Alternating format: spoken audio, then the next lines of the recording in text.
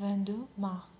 Nombres, chapitre 33, verset 40 à chapitre 35, verset 34.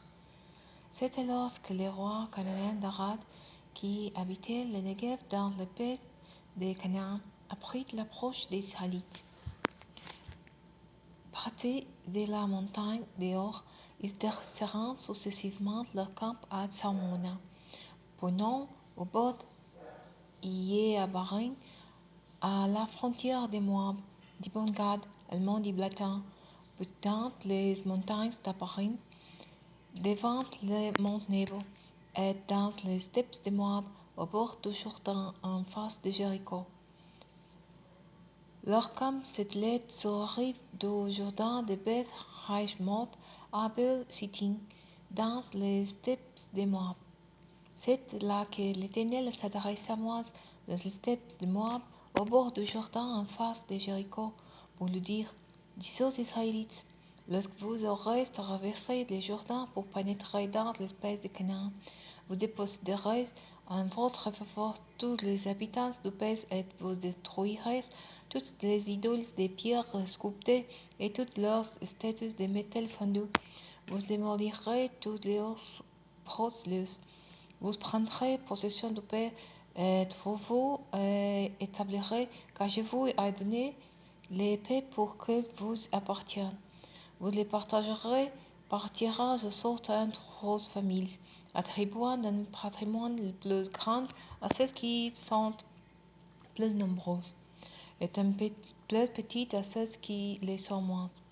Chacun acceptera comme son patrimoine foncier celui qui les sort le attribuera. Vous ferez le partage entre vos tribus. Si vous ne dépossédez pas les habitants du pays en votre faveur, ceux qui vous laisseront comme des épines dans vos yeux et des écharpes dans vos flancs. Ils seront vos adversaires dans le pays que vous habiterez. Alors c'est vous que je traiterai comme j'avais résolu de les traiter. L'Éternel parla à Moïse en disant: ordonne aux Israélites, quand vous serez entrés dans le pays de Canaan, voici que territoire vous reviendra en possession. Ces frontières sont les suivantes. La limite méridionale de votre pays partira du désert de Tzin et longera le pays d'Édom. À l'est, votre frontière sud partira de la mer Morte. Elle obliquera au sud vers la montée des Scorpions et passera par Tzin pour aboutir au sud de Kadesh Barnea. Elle ira ensuite vers Atzaradar et passera à Atzmon. De là, elle se dirigera vers les torrents de l'Égypte pour aboutir à la mer. La mer Méditerranée constituera votre frontière à l'ouest. Au nord, vous ferez aller votre frontière de la mer Méditerranée jusqu'à la montagne d'Or. De là, vous la ferez aller en direction de l'Ebamat pour aboutir à Tzad. De là, elle partira en direction de Sipron et atteindra à Tzarena. Ce sera la votre frontière nord. À l'est, vous ferez aller votre frontière de Tzarena à Sipron, d'où elle descendra vers Hibla à l'est d'En et suivra les pentes qui bordent la rive orientale du lac de Kinneret jusqu'au Jourdain pour aboutir à la mer Morte. Voilà ce qui sera votre pays avec les frontières qui l'entourent. Moïse donna les instructions suivantes aux Israélites. C'est là le territoire que vous partagerez par tirage au sort et que l'Éternel a ordonné d'attribuer aux 9 tribus et demi. Car la tribu de Ruben et celle de Gad ont déjà reçu leur propriété pour les tribus, de même que la demi-tribu de Manassé. Ces 2 tribus et demi ont reçu leur patrimoine foncier de ce côté-ci du Jourdain, en face de Jéricho à l'est. L'Éternel parla encore à Moïse. Voici les noms des hommes qui procéderont au partage du pays entre vous. Le prêtre Éléazar et Josué, fils de Nun. De plus, vous prendrez un chef par tribu pour répartir l'épée. Voici les noms de ces hommes. Pour la tribu de Juda, Caleb, fils de Jephoné. Pour celle de Simeon, Samuel, fils d'Amioud. Pour celle de Benjamin, Elidad, fils de Kislan. Pour celle de Dan, le chef Bouke, fils de Yogli. Pour les descendants de Joseph, pour la tribu de Manassé, le chef Niel, fils de Fod. Pour celle d'Ephraim, le chef Kemuel, fils de Sifta. Pour celle de Zabulon, le prince Elisaphan, fils de Pamnak. Pour celle d'Issachar, le prince Paltiel, fils d'Assan.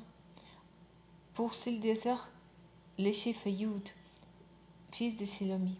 Pour celle de Nephtali, le chef Pédel, fils d'Amioud. Telles sont choses à que l'Éternel ordonna de répartir le pays de Canaan entre les Israélites. L'Éternel parla à Moïse dans les steppes de Moab, sur la rive du Jourdain en face de Jéricho, en disant: Ordonne aux Israélites de donner aux Lévites sur la part des propriétés qu'ils recevront, des villes où ils pourront s'établir avec des pâturages autour d'elles. Ces villes leur serviront de résidence, et ils disposeront des terres alentour pour leurs habitants, leurs biens et tous leurs animaux. Les terrains attenant aux villes que vous donnerez aux Lévites s'étendront sur une distance de 500 mètres tout autour, à partir du mur de la ville.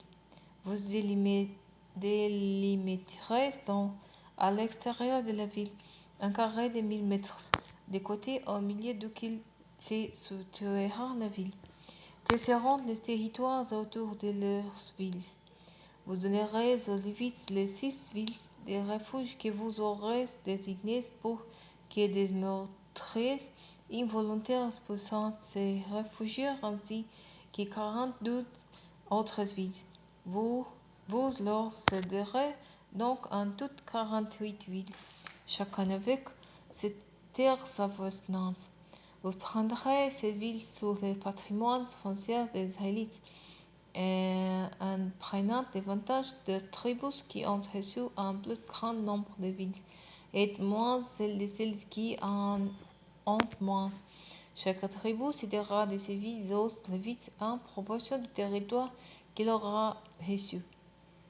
L'Éternel parla encore à Moïse et lui dit: Dis aux Israélites: Vous allez traverser le Jourdain pour entrer dans le pays de Canaan.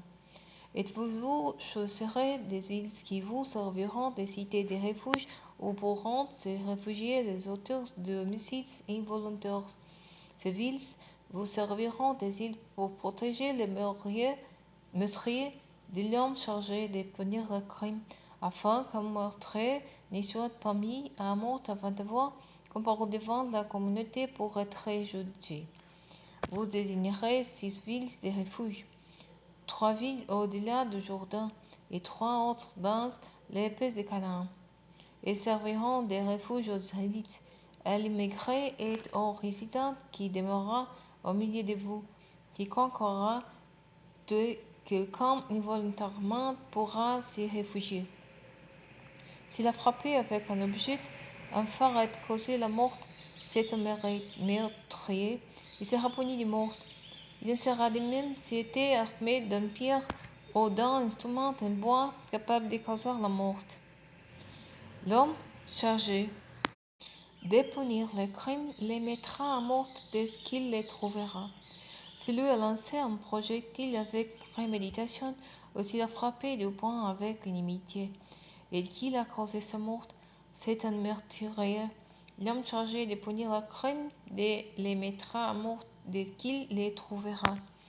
Mais s'il l'a bousculé par accident et non par inimitié, ou lui a lancé un projectile sans mauvaise intention, ou s'il a fait tomber sur lui une pierre sans l'avoir vu, et qu'il a causé sa mort sans avoir l'intention hostile à son égard et sans avoir cherché à lui faire de mal, la communauté prononcera un jugement selon ces règles entre l'auteur de la mort et l'homme chargé de punir le crime, et délivrera les meurtriers de l'homme chargé de punir le crime et les fera retourner dans la ville de refuge où ils s'étaient réfugiés. Il devra y rester jusqu'à la mort du grand prêtre qui a été un adolescent.